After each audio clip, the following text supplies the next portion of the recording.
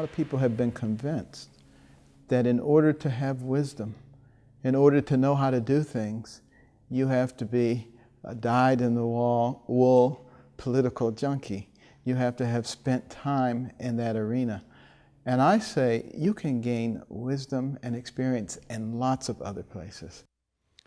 Dr. Ben Carson, during our interview, defending his right to run for president, the pediatric neurosurgeon announced yesterday that he was in fact a presidential candidate, but might his lack of traditional political experience hurt Dr. Carson in the race for the White House? For more on this and other candidates, let's welcome in Dick Morris, political analyst and author of the book Power Grab, Obama's Dangerous Plan for a One-Party Nation. And let me amend that, he's the co-author, along with his lovely bride. Dick joins us tonight from Philadelphia. So what about it, Richard? This whole notion that someone without political experience can still win the presidency. Well, J.D., there's an old story about two guys that went into business together. One had experience and the other had the money. And after a few years, the one with the experience had the money, and the one with the money just had an experience. I think that it is very hard to be in politics. It is particularly hard to run for president. It is particularly hard to run against the all-time champion, the Clinton machine. And I don't think a first time out can do that. I don't think you climb into the ring with Muhammad Ali when you haven't even fought in Golden Gloves before. I think that either you end up being a candidate who delegates all of his campaign decisions to his staff, who sort of recreate a generic candidate that looks and feels phony, or you make the decisions yourself and you run into a wall. It takes a tremendous amount of political experience. You could say that Obama had limited experience. No, he'd been in politics his entire life, at law review and community work and all of that stuff, all the same principles. You simply can't take the experience in one end of the world as a neurosurgeon and bring it into politics. It's its own expertise. Duly noted. Now, you know, when Frist, the heart surgeon from Tennessee, became majority leader, I said the only thing a heart surgeon and majority leader have in common is breaking ribs. Okay, fair enough. Well, let's go from Dr. Frist in the Senate and Dr. Carson in his campaign to someone who has a lot of political experience and announced today. That's former Arkansas Governor Mike Huckabee. Now, you sound as if you think Huck's got a chance to surprise some people. Yeah, first, just full disclosure, he was my client when he was first elected to statewide office in Arkansas, and I do love him dearly.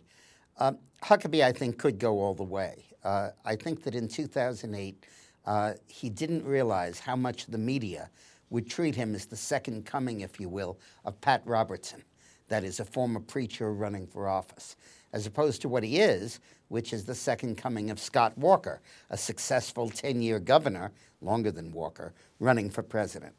And Huckabee has got to avoid getting confined in that evangelical ghetto where the media wants to put him. His record as governor was extraordinary. Education, really, for all of Clinton's talk about education, Huckabee really moved Arkansas off the bottom and in a whole host of areas. And he's got to come out and run a secular campaign because it's so easy just to depend on the evangelicals to get you past Iowa, and then you fall apart. He's got to be able to make a northern, non-biblical, secular appeal, and he can. He just needs to do it. Dick, our parent website, Newsmax.com, features an article headlined 10 Reasons Why Mike Huckabee Would Make a Good President. Among those listed, he is a good communicator, and he's consistent with social values. You're saying he needs to communicate past the traditional social values to show that he's a well-rounded candidate. Yeah, absolutely, because I think there are a lot of voters in the Republican primary that will not vote for a candidate who's primarily evangelical.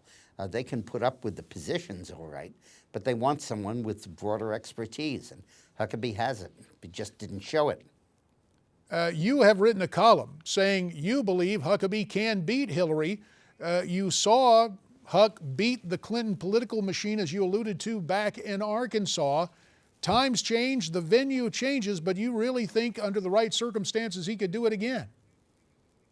Yeah, the core of the Clinton political strategy, which is one that we developed together, Bill, Hillary, and I, is to make of political advertising a dialogue, a conversation, a tennis match, back and forth, back and forth. Not just have one message and hit it and stick with it and think it'll work. Instead, let it be a volley, let it be an exchange. So that in a typical campaign with Bill Clinton, we would run 40 or 50 different ads. In most campaigns, you run 3 or 4. But each time the dialogue changed, our ads would change. And when Huckabee ran against Clinton's candidate for lieutenant governor of Arkansas in '93 and won in a gigantic upset, I was his consultant then, we did the exact same thing against the Clinton machine. And for the first time, we met them on their own terms of this give and take. They attacked Huckabee's wife, and he went on the air and said, "You're running against me, not my wife. Leave her alone." And it turned the whole campaign against Clinton's person. He has an experience in handling that none of the other candidates have, and that's something people ought to value. Final 30 seconds on someone else who just got in the race, Carly Fiorina.